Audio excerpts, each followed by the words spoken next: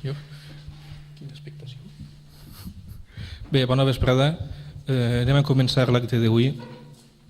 El d'avui és un acte bastant important que nosaltres volem recalcar la importància que sentim en el dia d'avui per diversos motius. Un dels motius és que l'acte està dins del nostre 10è aniversari. Això, evidentment, té la seva importància, com a mínim per a nosaltres. Són 10 anys ja que portem així fent i desfent, amb errors i encerts, tot això. I s'acupa el micro. Bé, com deia, una de les coses que avui ens fa goig estar així és això, que estem dins del nostre 10è aniversari. D'altra banda, també és molt important per a nosaltres poder presentar, i així en l'olleria bàsicament, principalment, és el cas d'avui, la creació de l'Institut d'Estudis de la Vall d'Albaida. Són molts els anys que ja s'està treballant i fent coses per mirar de posar-lo en marxa i ara ja definitivament s'ha constituït. Tenim avui la presidenta que ens parlarà amb més detall d'aquesta institució i nosaltres pensem que és molt important que definitivament es pugui estar en marxa perquè bé, són molts els estudiosos, les persones que estan treballant, que estan fent coses o que podrien fer-les i que no podien encausar tots els seus treballs. A partir d'ara pensem que aquest esforç serà molt més senzill de dur endavant gràcies a això. I també pensem que pot servir perquè l'olleria, que no s'ha destacat massa en l'àmbit cultural, pugui tindre un recolzament que pensem que necessitem i sabem que tindrem. O no? Bé, jo suposo que sí. I en tercer lloc, i és una cosa que ens ompli de goig, és un honor per a nosaltres poder representar-vos i oferir-vos les paraules del professor Badia Margarit, una eminent personalitat dins del món de la filologia catalana i que l'home ha tingut també vindre a visitar el nostre poble i la nostra comarca i aquí li estem molt agraïts. Hi ha res més, vos deixo les paraules dels meus acompanyants. Vos dono les gràcies per haver vingut i espero que això vos siga de profit. En primer lloc parlarà, com he dit, Carme Agulló, que és la presidenta de l'Institut d'Estudis de la Vall d'Albaida.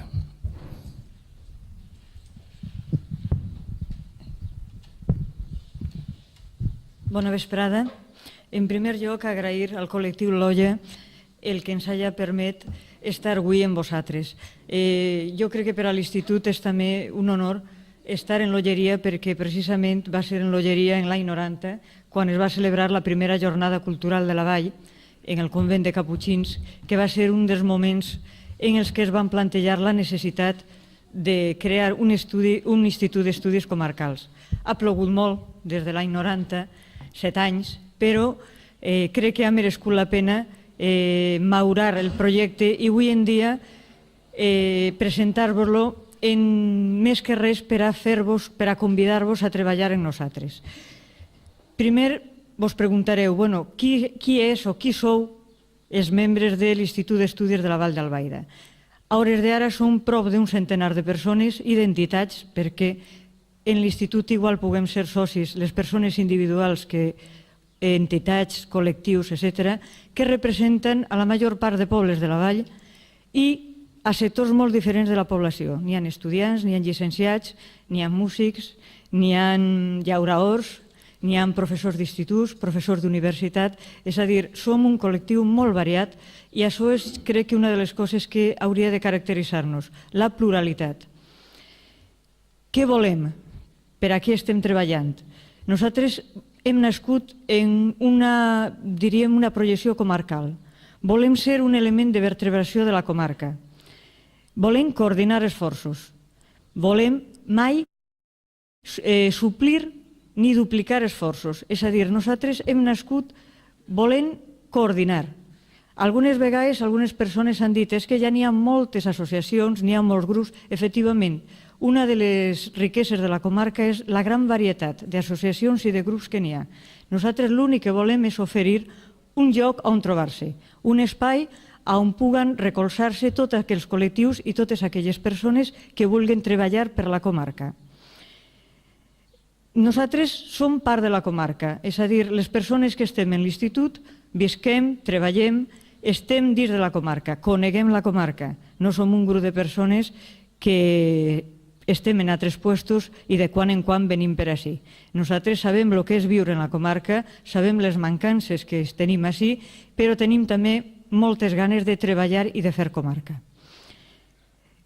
Nosaltres volem impulsar estudis per a la vall. Volem impulsar estudis de tot tipus. En primer lloc, evidentment, el primer que tenim que fer és conèixer la comarca, arreplegar tota la informació possible sobre la comarca, el que està fet i el que manca per fer. Per tant, estem treballant, i això és la fase en la que estem ara, de diagnosticar com és la comarca, què s'ha fet sobre ella i què manca per fer. A partir d'aquest estudi, d'aquest diagnòstic inicial, volem establir uns debats, un lloc on puguem discutir i al mateix temps investigar tot allò que falta per fer en la comarca. Per tant, nosaltres no volem donar coses fetes, volem, pel contrari, establir discussions, establir debats, fer que l'institut siga un lloc on les diferents idees i les diferents opcions puguen trobar-se per tal de donar solucions a tots els problemes de diferent tipus que tenim ací a la comarca. I, en tercer lloc, una vegada que hem recopilat la informació, que hem fet estudis, creguem que el més important que pot fer l'institut és divulgar. Nosaltres volem establir una informació constant en la comarca en allò que hem fet. És a dir, res més perillós per a un institut d'estudis que convertir-se en un cercle trencat en el qual unes persones, sempre les mateixes, estudiem allò que ens sembla que és interessant però que no arriba a la resta de la població. Nosaltres volem tot el contrari, mantindre uns lligams molt amples en tota la població de la comarca, que en tots els moments se sàpiga el que estem fent i el que anem a fer. És a dir, arreplegar informació, fer estudis i divulgar aquests estudis. Com ho farem? Avui en dia portem poc de temps treballant. La primera mancança que tenim és la del local. No tenim encara la seu a punt per a oferir-vos-la, que era el que volíem en primer lloc, dir, estem ahí, aneu a trobar-nos ahí. Ens trobareu en Benissó, és a dir, que en un poble menut, ja vos he dit que la nostra idea és de ser comarca, per tant, hem descentralitzat i volem descentralitzar al màxim. Ens trobarem en Benissó quan estiguen les obres ja a punt, el qual sembla que allà pel mes de maig o de juny estarà, ja sabeu que això de fer obres és una mica lento i en fi. I allí és on tindrem la seu, l'institut, aprofitant la infraestructura del Museu Etnològic de la Vall. Estem estructurats en 8 grups de treball en els quals tots vosaltres esteu invitats a col·laborar. Per a que tingueu una idea, els grups de treball que estem investigant en la comarca, n'hi ha un de llengua i literatura, un altre de festes i gastronomia, educació, comunicació, artística musical, història i patrimoni, economia, sanitat i medi ambient. És a dir, que com pugueu veure, volem arreplegar la major part de les àrees dels sectors que avui en dia tenen importància en la comarca. Quins recursos tenim? Hem nascut, ja vos he dit, en una vocació d'independència. Per tant, nosaltres anem a viure, anem a mantindre-nos en les quotes dels socis i mantinguem una especial relació de patronatge en la mancomunitat de municipis de la Vall d'Albaida que ens dona el local i la infraestructura. Mantenim també una relació de patronatge en la Caixa d'Ontinyent i creguem que en l'Ajuntament d'Ontinyent. Dic que creguem en l'Ajuntament d'Ontinyent perquè encara no ens han comunicat oficialment el seu recolzament econòmic. I també en la col·laboració de la Diputació de València, aquesta sí que està confirmada. Per tant, som una entitat privada en un recolzament d'algunes entitats públiques, però això ens fa que tinguem la nostra independència a l'hora de decidir les nostres línies d'actuació, les línies d'investigació, és a dir, tot el que nosaltres anem a fer. Per últim, què estem fent? Què anem a fer? Què vos convidem a fer conjuntament? Ja vos he dit que estem en fase d'estructurar-nos, de conèixer-nos. Hem tingut ja algunes reunions de grups de treball. Els primers resultats estan ja a la vista i cada grup de treball ha anat fent un diagnòstic d'allò que sembla més important per a començar a fer. El primer de tot és el que ja vos he dit, arreplegar informació, arreplegar persones, saber qui som i a partir d'ahí és començar a treballar. Quins són els projectes a curt plaç que tenim? Vaig a dir-vos un extracte de lo primer que anem a fer per a que tingueu una idea. En primer lloc, tenim el Premi d'Investigació de la Vall d'Albaida. N'hi ha 2 persones que estan realitzant investigacions financiades per l'Institut. Un és sobre les germanies, un altre sobre els molins de la Vall d'Albaida. Anem a recolzar publicacions. En principi, nosaltres no volem suplir les línies editorials que n'hi ha ja a la comarca, encara que de manera puntual puguem publicar alguna cosa molt concreta. En concret, anem a recolzar la publicació d'Els moriscos en la Vall d'Albaida, que ha fet la professora Luz Ortiz. Estem promoguent iniciatives d'àmbit comarcal. Per exemple, estem pensant en la possibilitat de crear un grup de teatre de la comarca.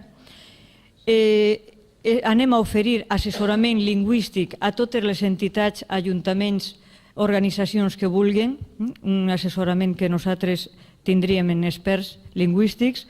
Hem assessorat i volem assessorar en els problemes que n'hi hagi de tipus de patrimoni històric, etc. Per exemple, el primer que hem fet ha sigut el problema que tots conegueu de Bellús. Ahí ha existit un debat sobre si es podia enredocar o no la Torre de Bellús, aprofita o no aprofita. Nosaltres hem anat com a institut allí, l'hem oferit a l'alcalde un estudi que a ells li seria de baix, el pagaria l'Institut, sobre la valua històrica que té la Torre de Bellús, el Palau de Bellús. Al mateix temps, tenim també el projecte de fer un calendari comarcal de festes, algo prou lúdic, que és una de les idees de l'Institut. No serà algo que normalment quan es parla d'un institut es pensa que és algo molt seriós i molt avorrit, 4 persones a ella majors que no tenen altra cosa que fer. Nosaltres volem un institut dinàmic, en molta marxa, i per això el del calendari comarcal de festes és el primeret que anem a fer. Esperem que a finals d'any el tingueu ja a la vostra disposició per a saber cada dia on toca festa. I després recolzar iniciatives ja amb una certa tradició. El dia de neu estarem en Quatretonda recolzant la trobada d'escoles en valencià i així una sèrie de xicotetes iniciatives que poquet a poquet anirem concretant. Això és l'Institut. Així estem per a lo que vosaltres vulgueu. Només convidar-vos a fer-vos socis, a treballar en companyia nostra i al final l'Institut serà el que entre tots vulguem que siga. Res més. Si voleu alguna cosa, ahir n'hi ha uns prospectes de propaganda i per a fer-vos socis i estem a la vostra disposició per a lo que vulgueu. Pep no ho ha dit, m'ha presentat com la presidenta, però així en la taula, exceptuant el senyor Badia, totes són membres de la Junta Directiva de l'Institut d'Estudis Comarcals, tant Juli, que és de Salem, com Pep, que és de l'Olleria, jo que estic en Castelló de Rugat. O sigui que, com pugueu veure, són plurals en poblacions, en ocupacions, etc. Res més. Juli.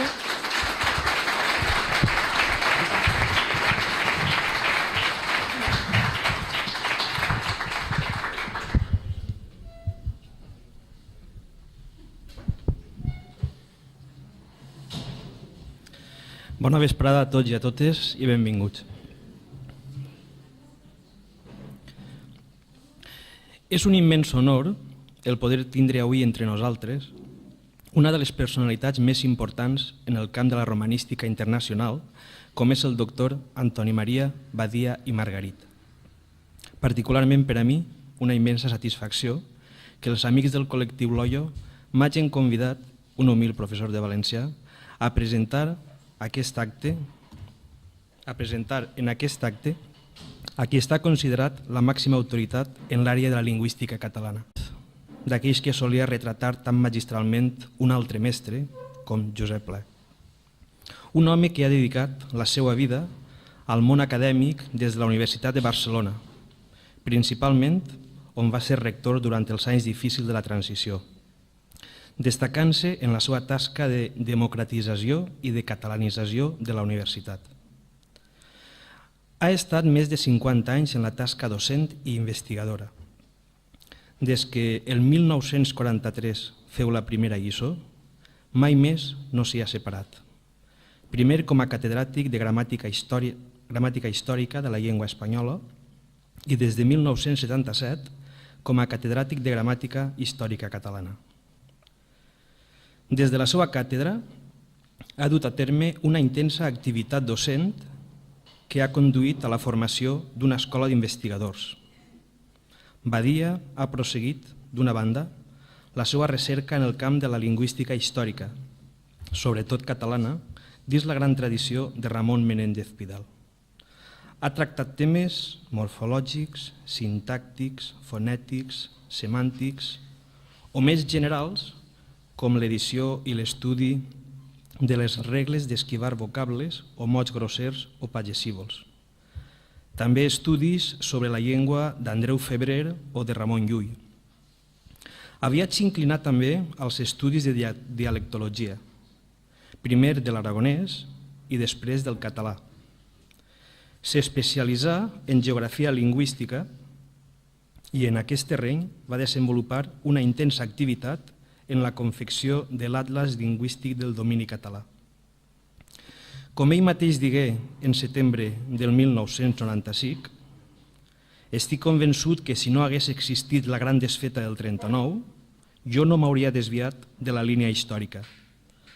Un cop jubilat de la universitat i emèrit de l'Institut d'Estudis Catalans, tornaré a treballar en aquest sentit, a estudiar la formació de la llengua en els seus orígens. És un tema que m'apassiona. I res més cert, perquè continua treballant incansablement i amb la mateixa passió. Aquests dies que està passant ací al País Valencià, ha vingut a treballar. A més, acompanyat de la seva muller i col·laboradora, Maria Cardús, la qual, amb paciència i eficàcia, pren part en tots els treballs que he emprès en el decurs de la meva vida, com ben bé diu el lingüista. El 1951 publicà La gramàtica històrica catalana, obra en castellà pels motius que tothom es pot imaginar. Aquest manual veia la llum quan la filologia catalana complia 50 anys i eixia al carrer com volent denunciar la manca de manuals sobre la llengua catalana, al mateix temps com una premonició. Aquest volum obria la segona part del segle, on Badia i Margarit, juntament amb altres estudiosos, tan brillantment anaven a remellar aquesta mancança d'estudis sobre la nostra llengua. L'any 1981 Badia decidí tornar a publicar la gramàtica històrica catalana, però ara ja escrita en català. S'havia convertit en un llibre de consulta bàsica per als universitaris i estudiosos en general. En 1962 publicà La gramàtica catalana a l'editorial Gredos i per la insistència de Damas Alonso, també en castellà, per a la col·lecció on anava destinada, la Biblioteca Romànica Hispana. Aquesta gramàtica prestà i continua prestant un gran servei. Ja que estem en l'apartat de les gramàtiques, hem de fer menció a l'últim encàrrec que se li ha fet, una nova gramàtica de la llengua catalana, 1994. És una gramàtica fabriana. Com el mateix Badia diu al pròleg, he cercat de fer la gramàtica que Pompeu Fabra faria avui.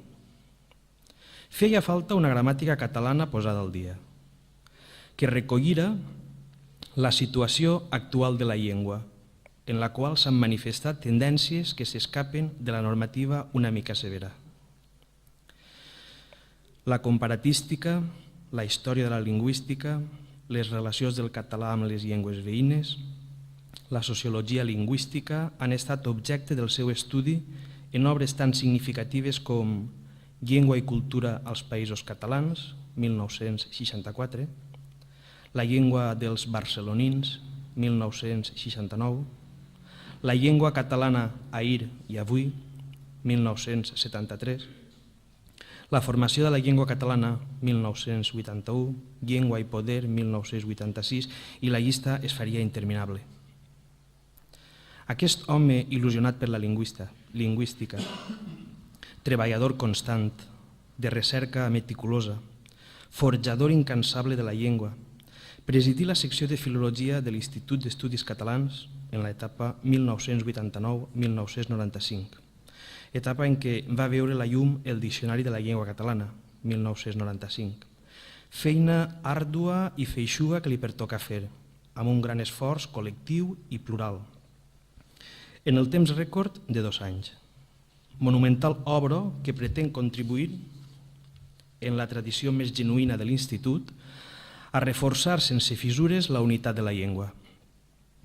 Ha estat president de l'Associació Internacional de Llengua i Literatura Catalanes, 1973-76, president del grup català de sociolingüística, doctor honoris causa de les universitats de Salzburg i Tolosa del Llenguadoc, entre moltes altres, membre de l'Acadèmia de Bones Lletres de Barcelona, president del Segon Congrés Internacional de la Llengua Catalana, 1986, Premi d'Honor de la Fundació Jaume I, 1995, i moltíssims més nomenaments honorífics que ens parlen de la seva categoria professional i personal.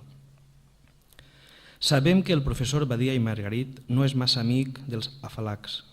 Sens dubte, el millor homenatge que li podríem retre a aquest home, enamorat i preocupat per la seva llengua, fora el d'estudiar-la, estimar-la i no deixar mai de parlar-la, com ell mateixa diu amb un gran optimisme.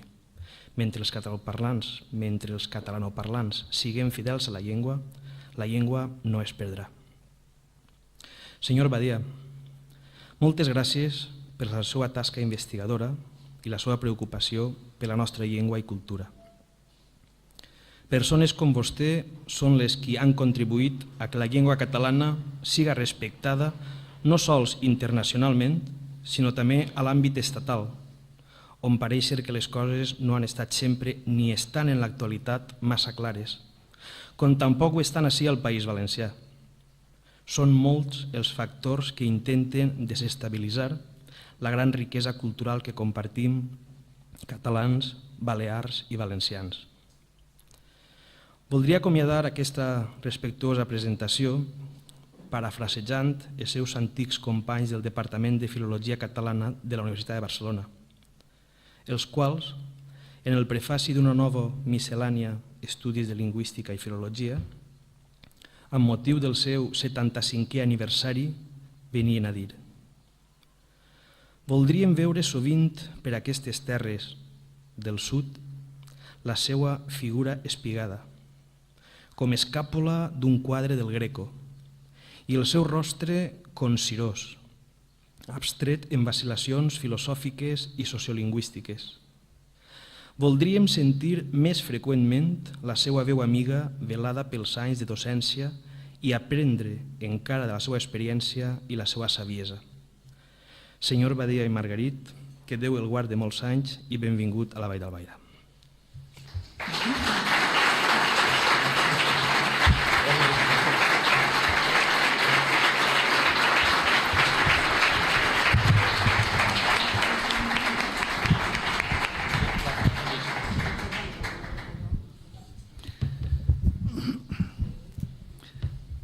Estimats amics, deixeu-me dir que per mi ja ha passat la part més difícil d'aquesta sessió d'avui, perquè em fa patir sentir parlar de la meva persona quan jo penso que simplement soc una persona que ha complert amb el seu deure, ha intentat fer el que les circumstàncies demanaven d'ella i això no sé si ha de ser objecte d'agraïments i d'homenatges. De totes maneres, moltes gràcies. Jo estic molt content d'haver pogut acceptar una invitació que fa anys, em sembla, que tenia de passar per aquest racó de l'olla i realment he vingut amb ganes, sobretot, més que d'explicar-vos coses, amb ganes de canviar impressions. M'heu demanat de parlar de l'Institut d'Estudis Catalans i la llengua catalana i la preocupació de l'Institut pels parlars valencians i per tota la dimensió valenciana de l'obra que fa l'Institut d'Estudis Catalans. Procuraré dir algunes coses i espero que després sereu vosaltres els que completareu les meves explicacions perquè em demanareu, fareu preguntes, em demanareu qüestions que jo potser en aquest moment no puc imaginar que siguin les que us puguin interessar més. D'entrada, això que tant sembla que preocupa molta gent i la mateixa Generalitat Valenciana, aquesta qüestió de la unitat de la llengua. Aquí tenim una prova, avui, tenim una prova de la claríssima, evidentíssima unitat de la llengua. Vosaltres us expresseu en la vostra manera de parlar, jo m'expresso en la meva manera de parlar i aquí ja hi ha ara, de fet, un diàleg perquè hi ha comunicació i després continuarà havent-hi diàleg amb les vostres intervencions i les vostres respostes i les meves respostes. Evidentment, hi ha unes diferències, però no oblidem que la riquesa, la varietat, no oblidem que la varietat és la riquesa de les llengües. La varietat és allò que assegura que una llengua es mou, no es mor, que és el més important. Una llengua té regions, té moments en la història i al final hi ha una sola llengua, però en l'elaboració de les pràctiques de cada dia hi ha unes diferències. Però això és la garantia que la llengua és viva i és la garantia de la seva continuïtat. Per tant, aquest acte d'avui, humil que és un altre homenatge i una altra certificació de la unitat de la nostra llengua. I això ve de molt antic, ve de molt antic. Ja sense moure'ns d'aquest segle, el 1906, quan se celebrarà a Barcelona el primer Congrés Internacional de la Llengua Catalana, organitzat per aquell entusiasta canonge mallorquí, Antoni Maria Alcover, apòstol de la llengua catalana, com se'l va anomenar, ja anaven per aquí les preocupacions de tots els que parlaven la llengua i la volien ennoblida i defensada i conreada. Ja anaven per aquí. I en aquella ocasió, l'any 1906, ho teníem tot per fer. Ho teníem tot per fer. No hi havia ni una ortografia, que sempre és la cosa prèvia. La cosa prèvia. Per anar pel món s'ha d'anar amb una ortografia, encara que l'altre dia un excel·lent, un eximi escriptor castellà va dir a Mèxic que ja era hora de jubilar l'ortografia, no sé si ho heu llegit a la premsa, no sé què el va dur a dir això, perquè si algú volia matar una llengua, la primera providència que hauria de fer seria fer desaparèixer l'ortografia, precisament perquè acabo de dir que és una cosa prèvia, l'ortografia. No es pot anar pel món sense una llengua unitària, unitàriament expressada.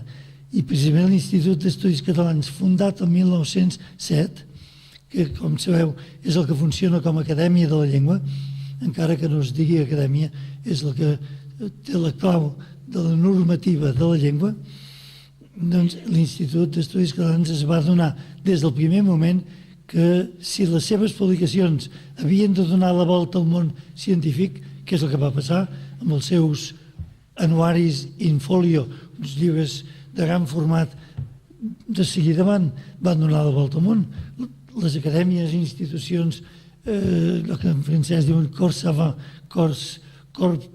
cossos savis, tothom s'hi va subscriure o per intercanvi rebien els anuaris com s'hauria pogut acceptar que aquest anuari exponent de l'alta cultura d'un país es presentés amb treballs escrits amb múltiples ortografies. Impossible.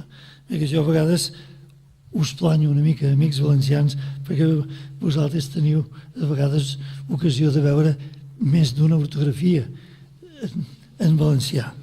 I esperem que això un dia o altre sigui superat. Pompeu Fabra, l'any 1906, Pompeu Fabra, no l'haig de presentar ni definir, l'any 1906 va parlar en el Congrés de la Llengua de l'any 6, va parlar d'una ortografia nacional. Ell pensava una ortografia per tot el domini lingüístic. I jo voldria posar una petita matisació a aquest adjectiu de nacional. Perquè si agafeu el diccionari, nacional és allò que és propi d'una nació. I això ha estat causa d'alguns malentesos. I de vegades, des de Barcelona o des de Catalunya, no sempre hi ha hagut prou objectivitat. Evidentment, la llengua és una. La llengua és una, tots formem part de la mateixa llengua, amb les seves varietats que l'enriqueixen, però això és en l'aspecte lingüístic. I tothom ha de respectar les altres manifestacions de la personalitat col·lectiva de les terres que constitueixen aquesta unitat lingüística. I això potser no sempre s'ha tingut prou en compte i jo crec que hem d'evitar sempre tot malentès i hem d'admetre que els illencs, els baleàrics, tenen una personalitat col·lectiva indiscutible que però a l'hora d'expressar-se s'expressa en la llengua comuna i els valencians encara més tenen una personalitat col·lectiva que ve ja de la conquesta. L'estructura jurídica del Regne de València ve de la conquesta i això ho ha de respectar tothom. De manera que quan es parla del mateix Països Catalans, que és una expressió que s'ha fet servir molt i que ja heu sentit que és el títol d'un dels meus llibres, s'ha d'entendre des del punt de vista cultural i idiomàtic, sense cap altre abast. I d'aquesta manera no hi ha d'haver mai cap problema. Ja sé que això és un problema. El mateix Manuel Sanchis Guarner, amb qui jo vaig tenir una fonda i pregona amistat, deia, i ho ha publicat en diverses ocasions, tenim nosaltres, valencians, tenim dos problemes. Un, de la nostra identitat com a col·lectiu, com a col·lectivitat, i un altre, el nom de la llengua, deia ell. Però, en fi, això ho hem de superar. No és cap problema. Castellano i espanyol. És que algú té dubtes si alguna vegada algú diu castellano i uns altres diuen espanyol? No s'entén perfectament quina llengua és. Sempre he dit que perden els temps, jo no he perdut gaire de temps amb això, perden el temps els que estan preocupats per la qüestió del nom de la llengua. No ha de ser cap problema. Flamenc i neerlandès són el vessant belga i el vessant holandès d'una única llengua. I tothom ho entén, i la llengua és la mateixa. I hi ha, i això sí que ho voldríem, hi ha unes institucions de nivell polític, de nivell administratiu i de nivell científic que vetllen des de 1981 per la unitat en el desenvolupament d'aquesta llengua holandesa, anomenis neerlandesa o que s'anomeni flamenca, és igual. Hi ha unes institucions que vetllen pel seguiment d'aquesta llengua, perquè evidentment com que pertanyen a les dues grans parts de la llengua, holandesa o neerlandesa, pertanyen a dues sobiranies polítiques diferents, es poden crear malentesos, fins i tot en el llenguatge administratiu.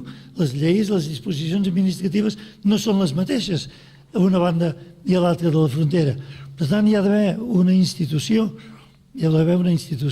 unes institucions que van ser concretades en el que s'anomena el Tractat d'Unió signat el 1981 per la reina d'Holanda i el rei de Bèlgica, i això funciona.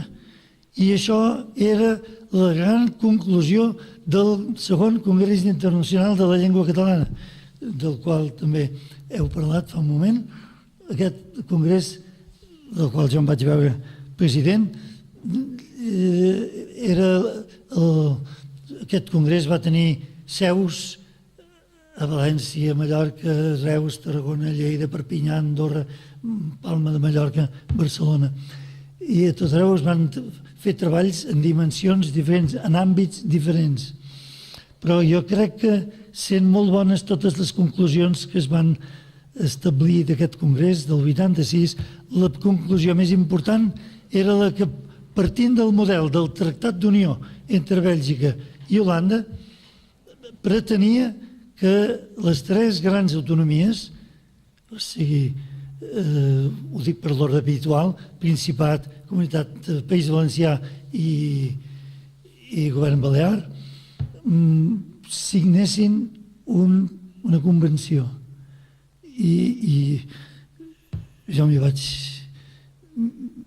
vaig matar. No m'hi vaig matar perquè encara soc viu, però m'hi vaig esforçar molt i em sentia amb la responsabilitat, per haver estat president del Congrés de la Llengua, em sentia amb la responsabilitat i vaig fer viatges a Mallorca, vaig fer viatges a València, vaig parlar amb el que aleshores era el conseller Siscar moltes vegades i amb la Maria Antònia Monà a Mallorca i amb gent de Catalunya. La veritat és que no me'n vaig sortir, no vaig aconseguir.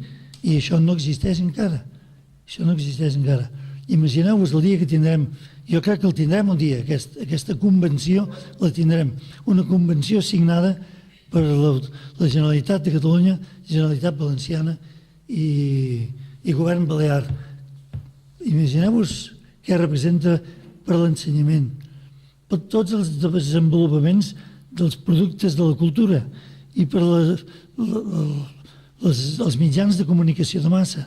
Imagineu-vos el dia que això funcioni d'una manera coordinada, consultada. En fi, jo no perdo, de vegades ens les posen molt difícils les coses, però jo no perdo l'esperança que algun dia això existirà, perquè ha de ser una cosa, com es diu correntment, que caigui pel seu propi pes. Ha d'arribar un dia que això existirà. Bé, jo volia fer unes comparacions, però us en faig gràcia perquè he promès que no passaria de mitja hora. I volia dir que, per exemple, la nostra llengua, la llengua catalana, està repartida en 4 sobiranies polítiques diferents. I podria haver un problema amb Andorra, per exemple. No hi és, però podria ser perquè podria haver-hi qui digués no senyor, la nostra llengua és l'andorrà. Bé, fins ara no ho han dit i no sembla que ho hagin de dir. La llengua catalana diu la Constitució, la nova Constitució de l'Estat andorrà, reconeix que és la llengua catalana, com ho reconeix l'Estatut d'Autonomia de les Illes Balears. Jo volia posar algun exemple dels països d'Amèrica Llatina, per exemple. Els països d'Amèrica Llatina que moltes vegades no són amics. Hi ha conflictes, sigui per fronteres lingüístiques, per interpretació de moltes coses, perquè hi ha interessos comuns i no sempre els punts de vista són els mateixos, però tots parlen la mateixa llengua. I això tothom ho reconeix, oi? Encara que hi hagi a molts països, penso sobretot en l'Argentina, on hi ha hagut el lunfardo, el lunfardismo, el culte d'una llengua vulgar, volguda vulgar. Bé, deixem. No, estic molt tranquil. De moment m'he posat nerviós quan em presentaven, però ara ja m'ha passat, ja estic molt tranquil. Jo voldria dir alguna cosa sobre allò que sembla que volíeu sentir, sobre l'Institut d'Estudis Catalans i la seva preocupació per aspectes de la nostra llengua. Ja he dit abans, l'Institut d'Estudis Catalans va ser fundat l'any 1907. Pel que fos, no el van voler anomenar acadèmia. Potser ara ens serviria que s'anomenés acadèmia, perquè ara nosaltres ens trobem de vegades, en el País Valencià, ens trobem que sembla que som un modest institut d'estudis i hi ha després una, que a més és real, real acadèmia, que a més ofereix moltes facilitats, no s'ha de posar cap accent, per exemple, coses que podrien atraure l'atenció de la gent. En fi, fos pel que fos, una mica per reticència davant de les acadèmies envellides, com eren l'Acadèmia Espanyola i l'Acadèmia Francesa, i a mans del que era l'Institut de Recerca, d'Investigació, van dir no, anomenem-ho institut. I és, doncs, l'Institut d'Estudis Catalans al qual li ha correspost sempre la fixació de la normativa i justament els valencians amb la signatura de les anomenades normes de Castelló, 1932, enguany en farà 75, i es prepara alguna commemoració, com quan en van fer els 60 anys. Recordo que jo mateix vaig participar a diverses commemoracions. I recordo que a la plaça de Braus de Castelló, el dia que es va fer l'acte central de la commemoració dels 60 anys de les normes de Castelló, volava una avioneta damunt de la plaça de Braus i va tirar unes pancartes que deien «No olvidéis que estamos en España».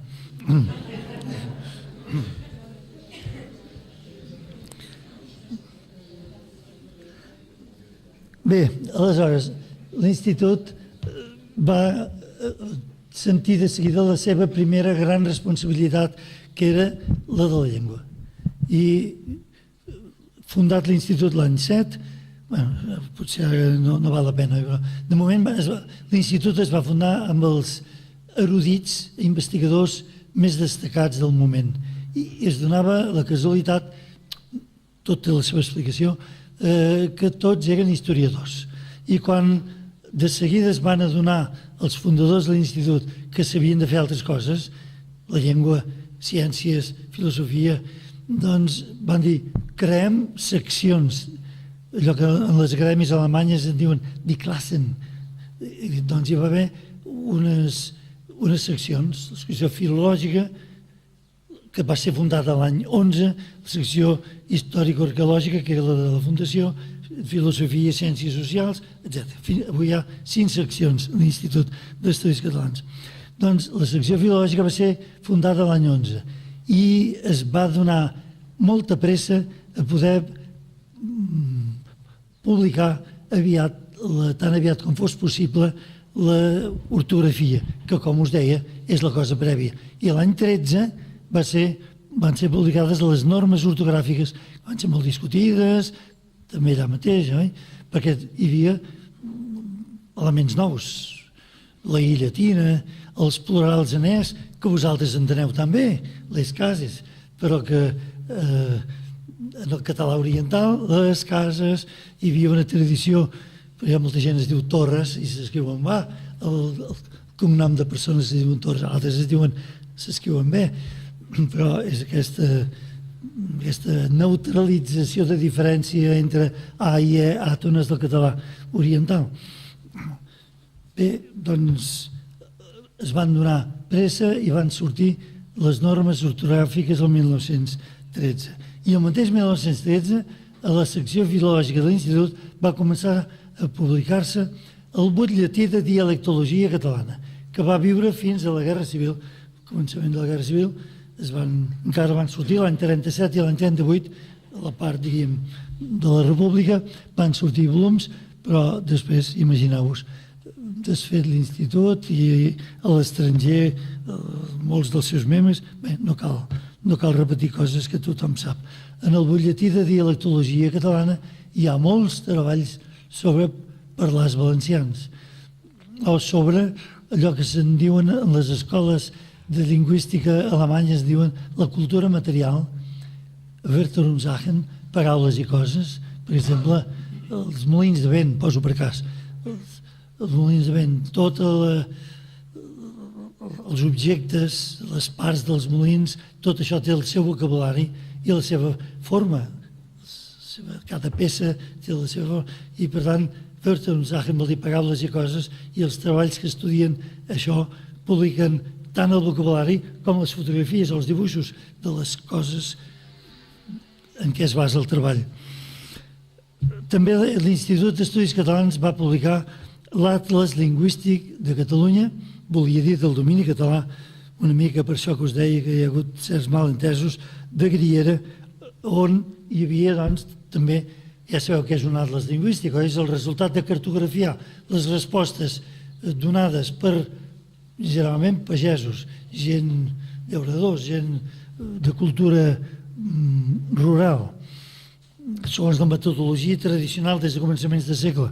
Avui les coses es farien d'una altra manera, perquè la ruralització s'ha convertit en urbanització. Ja hi ha cultura urbana, sobretot, però la tradició dels atles lingüístics ha estat rural. I bé, doncs, el fet de cartografiar les respostes obtingudes per informants nadius de cada localitat, en el cas de l'Atles nostre, que ara porta endavant Joan Beny, són 200 localitats en tot el domini, des de Salses a Guardamar. Doncs, i Griera, jo crec que això va ser un defecte, molts ho creiem, o molts ho creuen, que les respostes de Barcelona, del qüestionari tal com va ser contestat a Barcelona, les respostes les va demanar Pompeu Fabra. No era cap pagès. Les respostes de la Plana de Vic, ell era de la Plana de Vic, va ser ell mateix, Griera, ell mateix va fer les respostes. I de Cocentaina, sabeu qui va ser? El pare Fullana.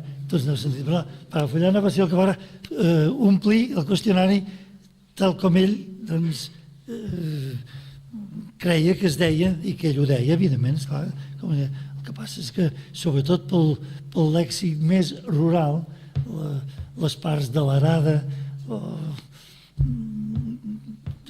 els guarniments dels animals, jo no sé, el pare Fullana, fins a quin punt podia ser una autoritat sobre això. Això per dir que l'Institut, des dels primers començaments, va treballar amb la totalitat de la llengua.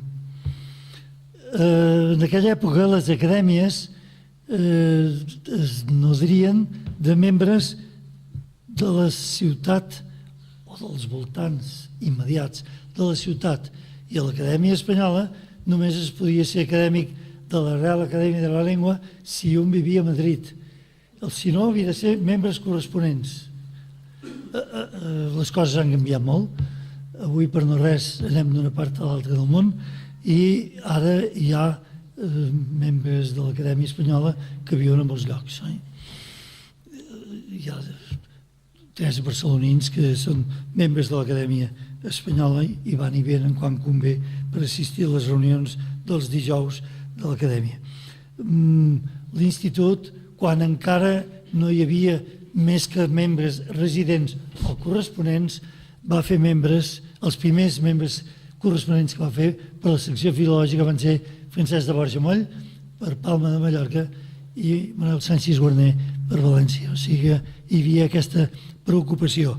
I quan s'han trencat aquests prejudicis, actualment tenim 4 membres valencians a la secció filològica. Som la secció a l'Institut d'Estudis Catalans que té més membres de fora de Barcelona i que té més membres valencians. Ja els coneixeu, em penso. Antoni Ferrando, Vicent Pitarch, de Castelló, Lluís Polanco, també de València, Germà Colón, que és un valencià passat per Suïssa. Ell és professor a la Universitat de Basilea, va ser alumne nostre, alumne meu personal, a la Universitat de Barcelona i després va decidir marxar del país i malgrat, ja veieu, malgrat que ja era membre corresponent vivint a Basilea, però ara és membre numerari i ve quan pot i l'institut li paga el viatge. I d'aquí poc sabreu que hi ha un cinquè membre valencià del qual no puc donar el nom en aquest moment perquè encara no ha estat votat pel ple, però esperem que el ple votarà. Aleshores, volia donar dues mostres de l'activitat de l'Institut respecte a la totalitat de la llengua.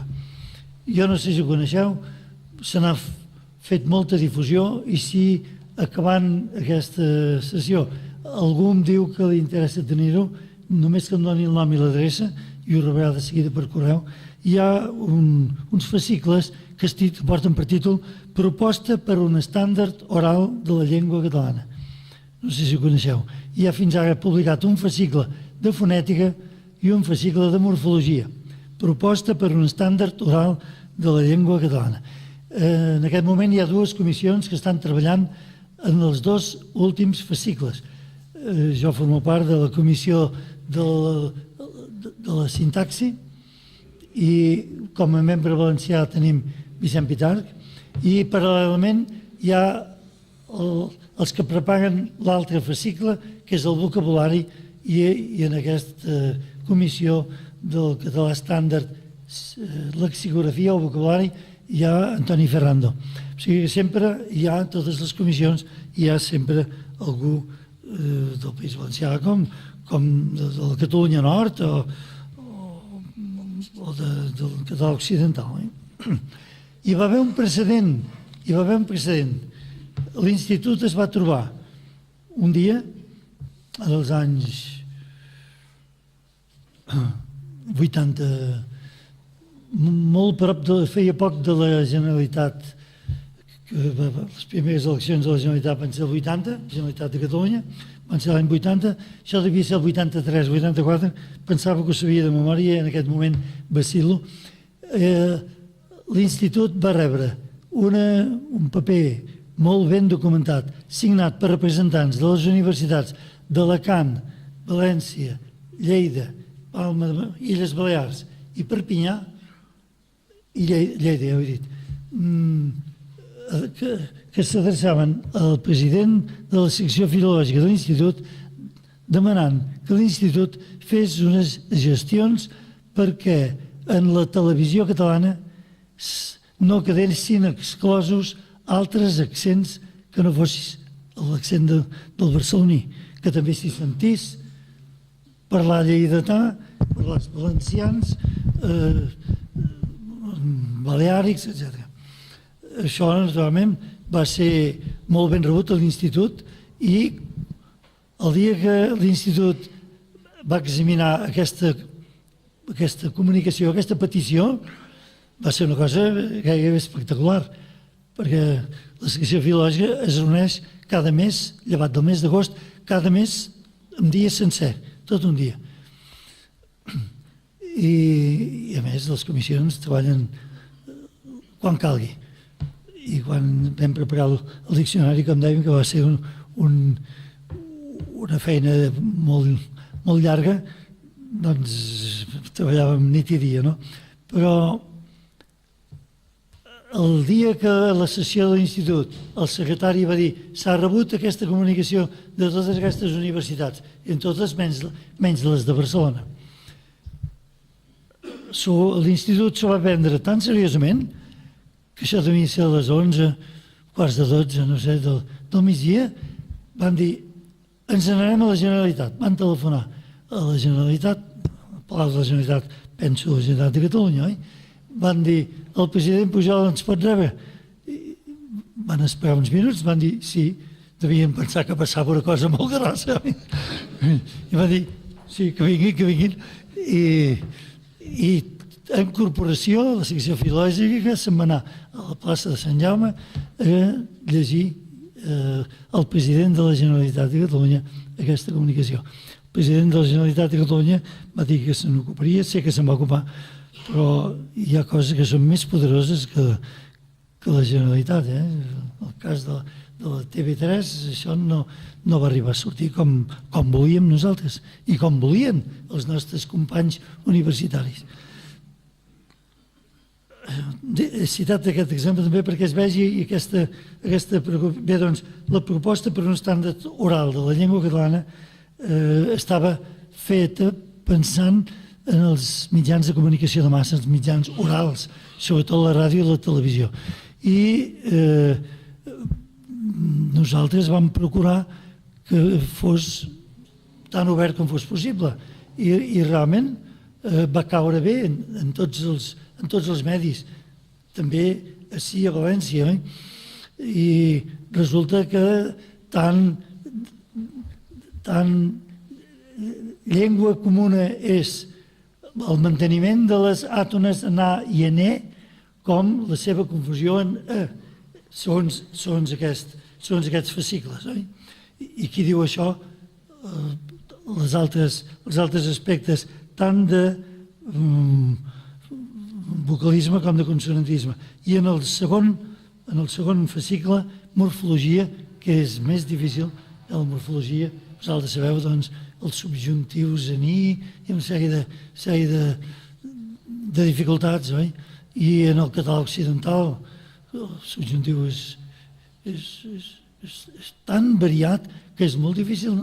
No s'han posat mai d'acord escriptors de Terres de Lleida, de la Seu d'Urgell, ni del Pallars i Ribagorça, s'han posat mai d'acord.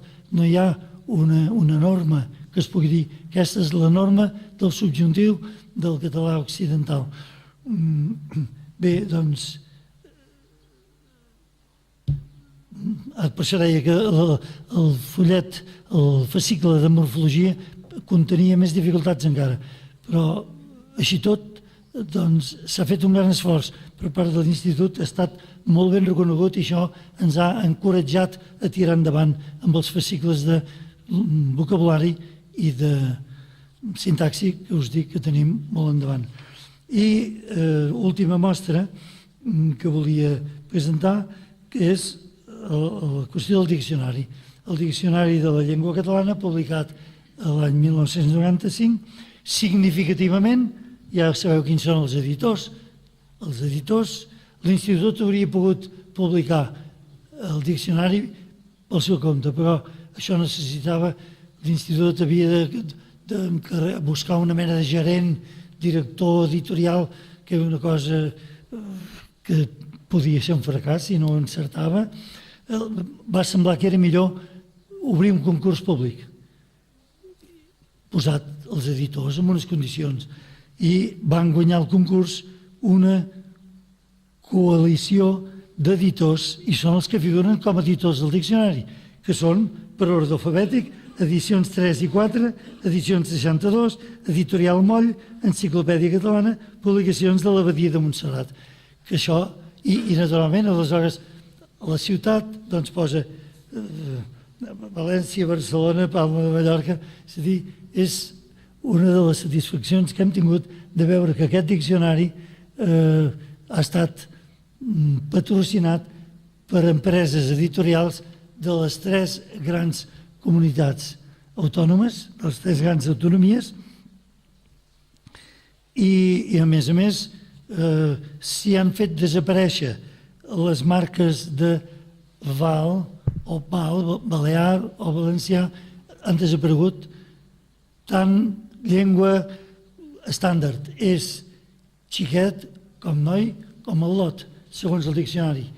Aleshores el que nosaltres volem és que això es practiqui i que es vagi nivellant la llengua. Som en una època d'estandardització i és de lamentar per les parles dialectals. Però davant del dilema o parles dialectals i renunciar a tenir un estàndard poderós i respectat, o bé salvar aquest estàndard, ens hem d'inclinar per l'estàndard. No tingueu por que el valencià viurà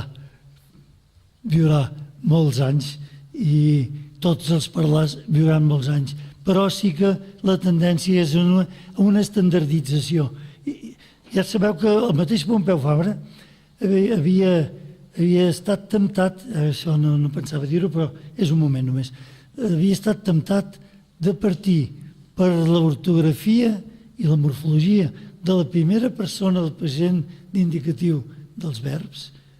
Quan jo dic canto, vosaltres dieu cante i a Mallorca diuen cant, havia estat temptat d'optar per la solució mallorquina com a forma estàndard, com a solució estàndard de la llengua. I era la més antiga, hi havia uns drets d'antiguitat, però es va espantar davant les dificultats que creen en els mateixos mallorquins. L'Institut d'Estudis Catalans va haver d'estudiar i publicar, està publicat en els documents de la secció filològica, del qual hem publicat ja 3 volums, tots els acords presos per la secció filològica els anem arxivant i de tant en tant els publiquem en un volum. Qui s'interessi per això, que m'ho digui, que també ho rebrà. Se'n diu documents de la secció filològica, volum 1, documents 2, 3, i tenim en preparació el 4. Doncs hi ha un d'aquests documents de la secció filològica, no sé quin volum és, em sembla que és el segon, de memòria no ho puc dir, on hi ha una resposta de l'Institut a una consulta que ens van fer des de Mallorca, perquè imagineu-vos quan hi ha grups consonàntics que acaben amb 0, es fa molt difícil. Parlo... A nosaltres ja ens sorprèn això de caf. El verb cavar a la terra, és cavar, perquè allà es fa distinció entre B i V, cavar. Aleshores, si de cavar, de l'arrel temàtica verbal, se'n treu, es perd la vocal desinicial, queda cav, però cav es converteix en sorda per una llei de tota la llengua catalana. Per tant, jo caf, avui jo caf aquest tros de terra. Bé, agaf per... Anava a dir un altre... del llenguatge nàutic, bé, ara se me n'ha anat. És a dir, Fabra es va espantar. Si no hagués estat això, probablement la gramàtica de l'Institut hauria tingut 0 com a desinència de la primera persona del singular dels verbs.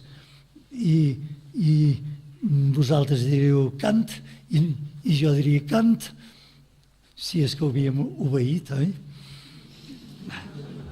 Bé, aleshores, el Diccionari de la Llengua Catalana va incloure, aquest de l'any 95, va incloure molts valencianismes, molts mallorquinismes, molts termes del català occidental, del nord occidental, també del català septentrional.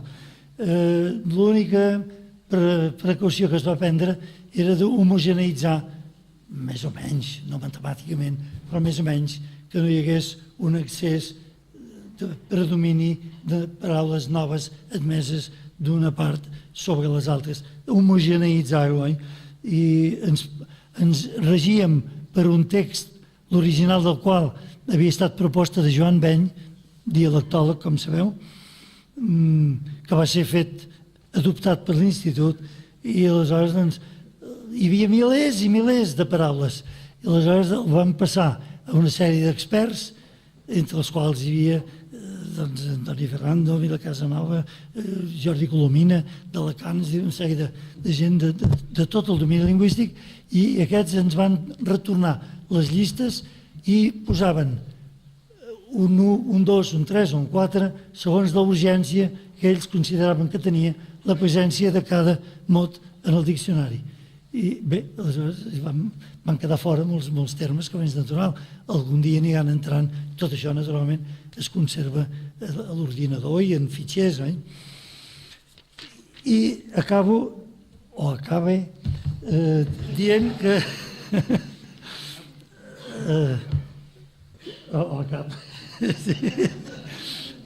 que hi ha una altra cosa que l'Institut d'Estudis Catalans ens va omplir de satisfacció, i és que vam ser objecte d'una consulta formal, oficial, cosa que crec que no havia passat mai. Des de la creació de l'Institut. No havia passat mai.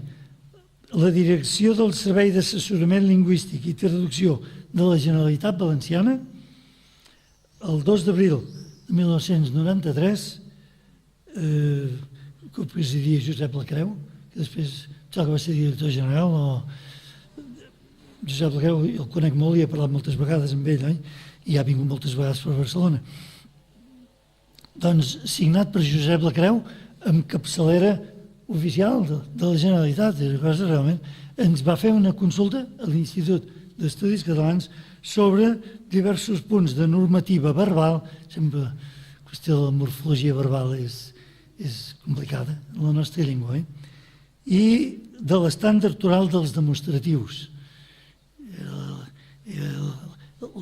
La I, que hauria de ser aquí, els 3 termes de la demostració en valencià haurien de ser ací, aquí i allí. I aquest aquí és substituït normalment per ahir. Vaja, no us ho vaig d'explicar jo, ja ho sabeu molt bé vosaltres, no? I bé, doncs això, com us dic, no havia passat mai. L'Institut es va reunir, la secció filològica es va reunir, per donar-hi més solemnitat. El dia que la secció filològica va estudiar això, vam invitar el senyor Lacreu, vam invitar diversos especialistes valencians i vam invitar també els membres valencians de l'Institut d'Estudis Catalans,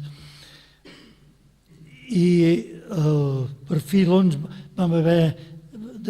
vam canviar esborranys, a veure si anava bé, si quedava prou bé. Uns mesos després, la secció filològica va aprovar un acord sobre aquesta qüestió, que va ser publicada als documents de la secció filològica, tercer volum, 1996, de les pàgines 147 a 151. I això realment és una cosa que no havia passat mai. Ara diríem off the record, com diuen, us haig de dir que el pobre senyor Lacreu va passar una veritable creu, perquè des d'esferes superiors a ell el van renyar, vaja, com si fos una criatura. No sé si això us ha servit com a una mica de canvi d'impressions sobre les preocupacions de l'Institut d'Estudis Catalans per la llengua total, que és la seva no preocupació, no solament preocupació, sinó la seva obligació. I si és preocupació és perquè és la seva obligació. I naturalment, si us han quedat alguns punts obscurs o teniu alguns punts a la butxaca que voldríeu plantejar, ara seré jo el que us escoltaré. Moltes gràcies.